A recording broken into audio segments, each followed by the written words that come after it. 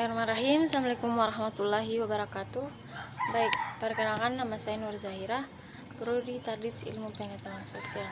Nah, di sini saya akan menjelaskan mengenai tentang penginderaan jauh, yang dimana adapun topik pembahasannya yaitu yang pertama menyampaikan apa pengertian dari penginderaan jauh. Yang kedua yaitu pengertian penginderaan jauh menurut para ahli dan penginderaan jauh menurut undang-undang serta kesimpulan dari pendefinisian peta. Yang kedua yaitu mampu mendeskripsikan siklus informasi dalam sistem penginderaan jauh, mulai dari adanya sumber energi matahari hingga pemanfaatan data oleh pengguna. Yang ketiga yaitu menjelaskan perbedaan wahana-wahana penginderaan jauh. Dan yang keempat yaitu menyampaikan argumen logis mengenai wahana penginderaan jauh. Dan yang terakhir ialah menyampaikan argumen logisnya penggunaan Google Maps, Google Street berdasarkan isi informasi dan kualitas informasi. Nah, itulah tadi topik pembahasan dari penginderaan jauh. Langsung saja dari pengertian penginderaan jauh. Secara umum, penginderaan jauh berkaitan dengan pengelolaan citra dalam mengetahui atau mengamati suatu fenomena di muka bumi. Adapun penginderaan jauh menurut para ahli yaitu menurut Avery, yang dimana menurutnya penginderaan jauh merupakan upaya untuk memperoleh, menunjukkan atau mengidentifikasi dan menganalisis objek dengan sensor pada posisi pengamatan daerah kajian. Nah, itu penginderaan jauh secara umum dan pengertian penginderaan jauh menurut ahli Avery. Adapun pengertian penginderaan jauh berdasarkan undang-undang, yang dimana dalam peraturan pemerintah ini yang dimaksud dengan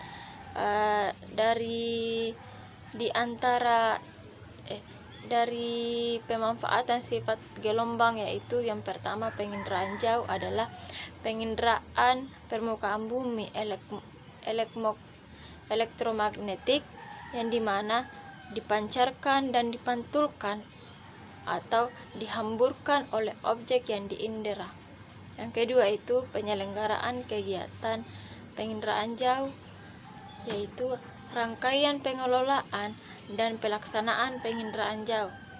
Jadi dapat disimpulkan bahwa pendefinisian peta yaitu menurut ICA International Cartographic Association, peta merupakan gambar atau representasi unsur atau ketampakan abstrak yang dipilih dari permukaan bumi yang berkaitan dengan permukaan bumi yang benda-benda angkasa yang pada umumnya digambarkan pada suatu bidang datar dan diperkecil oleh skalanya.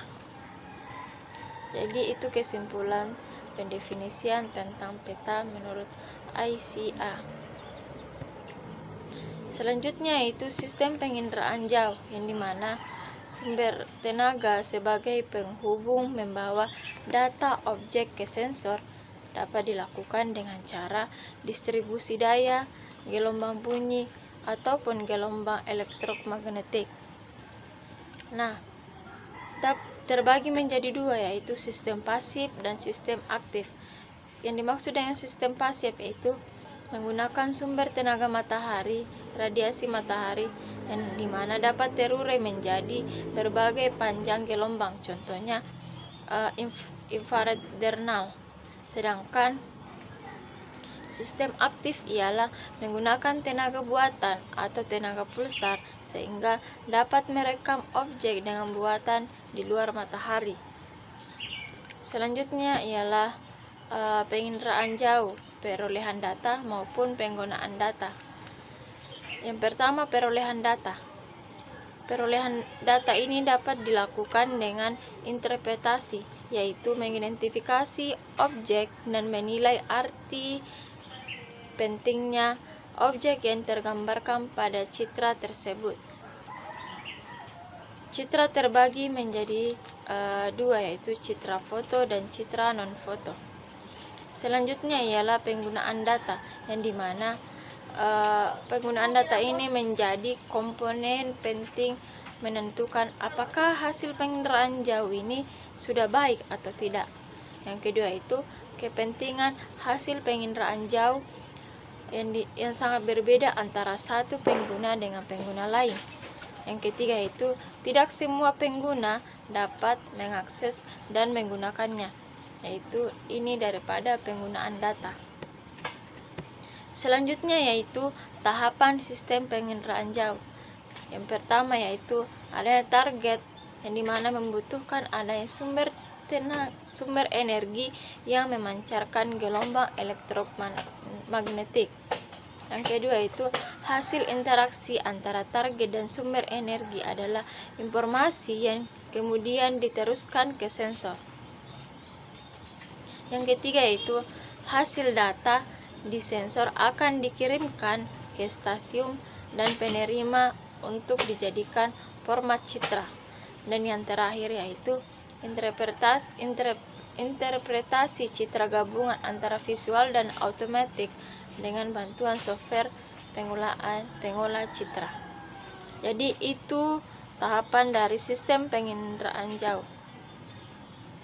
Selanjutnya ialah penggunaan Google Street dan Google Maps, yang dimana bantuan Maps ini yang pertama menggunakan Street View di Google Maps, melihat foto dengan aplikasi Street View.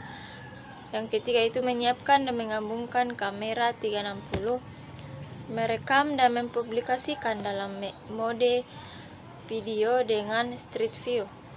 Yang kelima yaitu membuat atau mengimpor foto 360.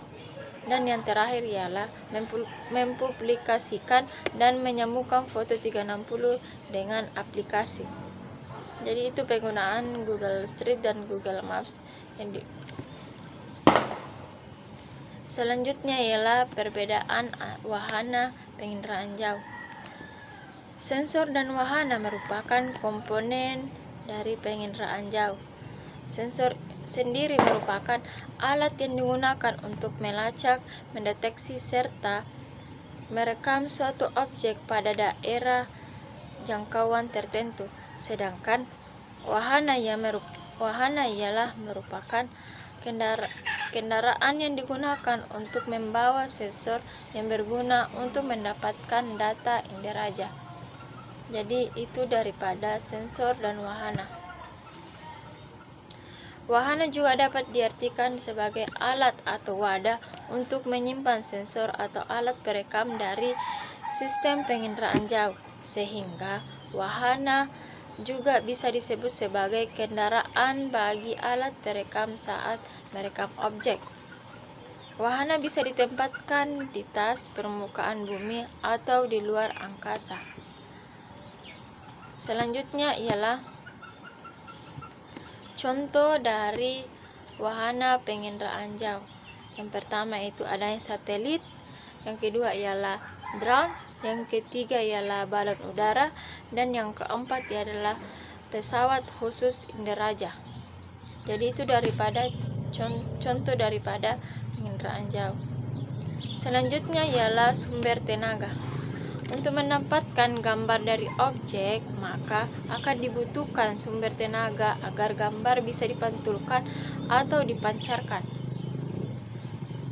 Ini terbagi menjadi dua, yaitu sistem pasif dan aktif. Sistem pasif yang dimana tenaga yang digunakan adalah tenaga alamiah, yaitu dengan menggunakan pancaran cahaya matahari. Maka dari itu kekurangan dari sistem ini hanya bisa dilakukan saat siang hari dan atau saat cuaca cerah. Sedangkan sistem aktif ialah tenaga yang digunakan adalah tenaga buatan atau dengan menggunakan bantuan pancaran suatu alat. Kelebihan dari sistem ini adalah perekam dapat dilakukan dalam segala cuaca, baik siang maupun malam hari. Nah, itu berbeda dengan sistem pasif, yang dimana sistem pasif ini hanya bisa digunakan saat siang hari atau saat cuaca cerah. Jika sistem pasif itu bisa dilakukan dalam segala cuaca, baik siang maupun di malam hari. Jadi itulah mengenai tentang penginderaan jauh yang sempat saya sampaikan. Kurang lebihnya mohon dimaafkan. Wassalamualaikum warahmatullahi wabarakatuh.